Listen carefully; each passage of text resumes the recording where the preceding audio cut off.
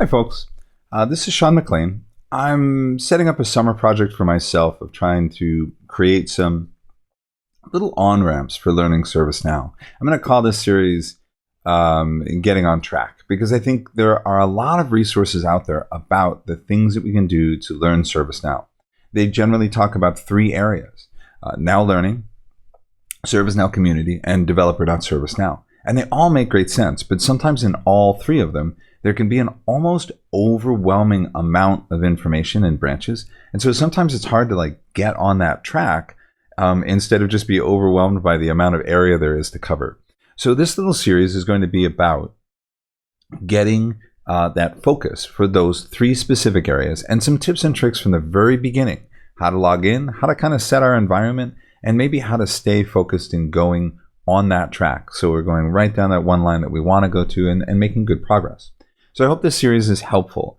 I'm going to try to make sure I include at least a couple of tips in each one of these, and I'm hoping in the next one I'll be bringing a guest speaker or a guest participant who will be starting her very first piece to the journey in ServiceNow, so she'll see all three of those pieces from ground zero. So one of the first things I like to talk to people about when we're getting started in ServiceNow is to consider kind of setting the environment that we'll be doing our study work. And we mentioned before those three areas: NowLearning, the community, and developer.servicenow.com. And those are great. But before we even start working and see the overwhelming amount of stuff that I can get to, I might want to kind of set my environment a little bit. And there's an easy way to do that that has nothing to do with ServiceNow. We can do that in a browser. And this is a tip that's usually helpful in other kinds of learning as well. I'm going to probably say in some cases, because we know to do all three of those places, I'm logging into three different accounts, right? There's an account for NowLearning, there's an account for community, and there's an account for developer.servicenow.com. Because I'm going to be in all three of those and I don't want to get confused with all my other emails and all my other stuff, I might actually configure a separate email just to do the learning. It's nice in that sense because if I do an independent email, then any work that I have can be tracked and kind of managed with me. And we'll talk about that in the next section. But kind of in that setting up format, one of the other things I also want to show people is something you can do right in your browser.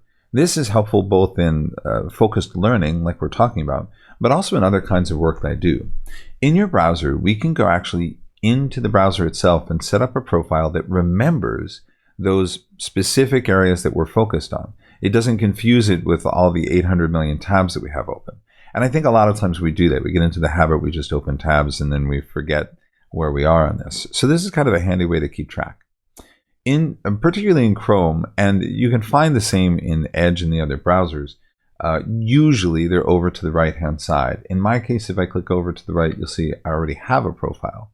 But when we talk about a profile means the browser remembers your associated name and login, and therefore also your associated accounts sometimes. Depending on whether you're using a PC or Mac, it'll always prompt you, do you want to remember this, and etc. All that stuff is tracked in the browser. So when working on learning, we can actually set up a different browser profile. So what I'm going to do is in Chrome, I can slide down here and click on Add. When I click on Add, the system asks me if I want to sign in with an email account. I probably would do that if I've set up a separate email account. And if not, I can continue an account that doesn't associate with an email account. That's fine too.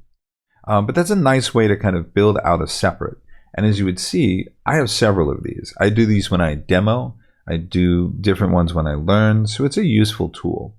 I'm going to pull up one right now that I had set up previously. And what you'll find is as I click on this little profile, oops, I clicked the wrong one. As I go to this profile, I think it's this one. There we go. I have three tabs, one for NowLearning, one for ServiceNow Community, and one for Developer.ServiceNow. Now, the cool thing about this is with those profiles, you can actually set them so whenever you click that profile, those three tabs pop up. And I want to show you how to do that. So if I come over here and I click on the profile, you'll notice there's an option for sync. In my case, I've turned sync on. It doesn't matter in Chrome. If you come down there, you'll see that little sync button.